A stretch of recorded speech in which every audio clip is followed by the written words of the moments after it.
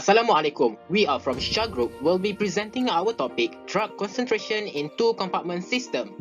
The contents of this video will be introduction, mathematical formulation, results and discussion, conclusion and recommendation.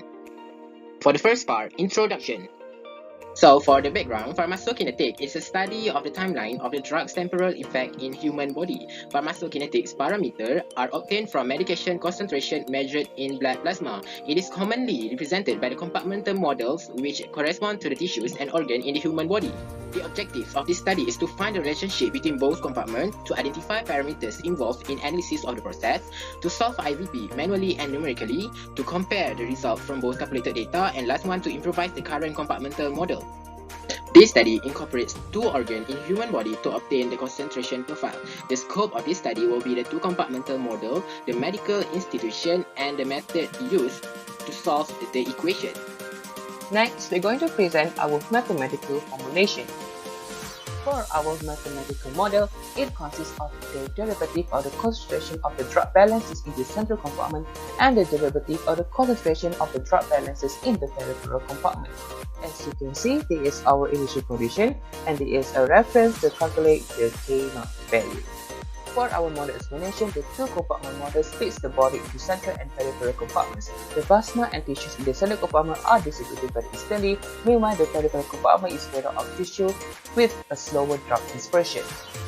After the drug is administered, it transfers to the central compartment to be distributed instantly and homogeneously. Now it diffuses progressively into and out of peripheral compartment. Then the drug will be cleared from the body. Next, we are going to present our result and discussion. For a manual approach, the first thing that we need to do is we need to fill in all of the given constants, and we will get the new derivative of Cc and Cp. Next, we need to find the eigenvalues. D is all of the working to find the eigenvalues, and at the end we will get R1 equal to negative 0.7423 and R2 equal to negative 8.2588. Next, we need to find the eigenvectors. There is a working to find the first eigenvector, which is the vector u1.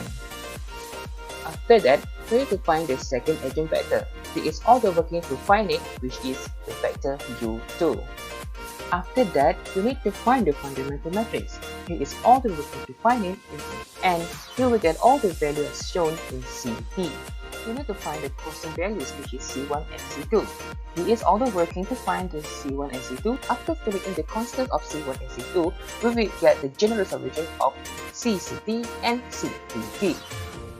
Now for the computer-aided solution, first we need to import all our SymPy function, built-in function, and then we need to initialize our symbolic function and constant variable symbols, and then we key in our variable constant with our constant value, and then we need to initialize our differential equation that we can get from our two compartment models, and then we solve it by using built-in function to solve with our initial condition. When Cc equal to 0, the answer is equal to 10, and when Cp is our T equal to 0, our answer Cp is equal to 0. So after we got the solution, we can plot the graph by using the Python built-in function.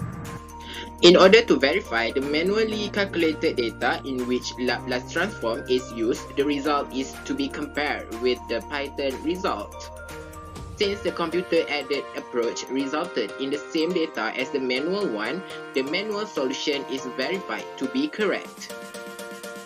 Next, for the conclusion, the compartment model provides a framework for analyzing the dynamic flow of substance. This includes nutrients and medication between different organs in the human body that are considered to represent compartments.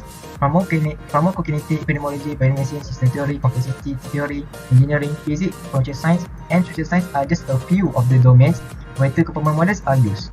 For the recommendation, if the drug concentration in the human body is too high, the two compartment model will have trouble computing the exact flow of drug as it will involve the other compartments, which is organ, in the human body. Therefore, the three compartment model will be used in this situation in order to get a more accurate computation of drug elimination. So I think that's all from us. Thank you. Hopefully all of you enjoyed the video and thank you for watching.